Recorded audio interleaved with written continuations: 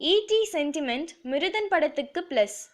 2015ஆம் ஆண்டில் Romeo Juliet, தனி ஒருவன், பூலோகம் என வரிசையாக 3 வெற்றி படங்களில் நடித்து ஹேட்ரிக் வெற்றியை சுவைத்திருக்கிறார் ஜெயம் ரவி.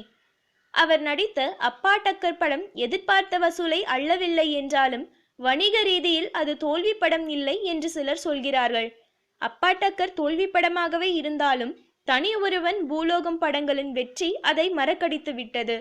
இந்நிலையில் ஜெயம் ரவியின் அடுத்த படம் ரிலீஸுக்கு தயாராகிவிட்டது. தமிழ் சினிமாவின் முதல் ஜாம்பி படம் என்ற விளம்பரங்களுடன் உருவாகி வரும் மிருதன் படம்தான் அது. நாய்கள் ஜாக்கிரதை படத்தை இயக்கிய சக்தி சவுந்தரராஜன் இப்படத்தை இயக்கி வருகிறார். குளோபல் இன்ஃபோடெயின்மெண்ட் நிறுவனம் சார்பில் மைக்கேல் ராயப்பன் தயாரித்து வரும் இப்படத்தில் ஜெயம் ரவியுடன் முதலாக ஜோடி சேர்ந்துள்ளார் லட்சுமி மேனன். டி. இமான் இசையமைக்கும் மிருதன் படத்தின் படப்பிடிப்பு முடிவடைந்து இப்போது போஸ்ட் புரொடக்ஷன் வேலைகள் விறுவிறுப்பாக நடைபெற்று வருகின்றன.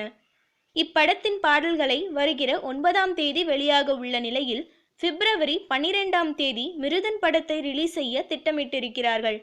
ஈட்டி பட வெற்றியை தொடர்ந்து மைக்கேல் ராயப்பன் தயாரிப்பில் வெளிவரும் படம் என்பதால் சென்டிமெண்டாக மிருதன் படத்தை வாங்க விநியோகஸ்தர்கள் ஆர்வமாக இருக்கிறார்களாம்.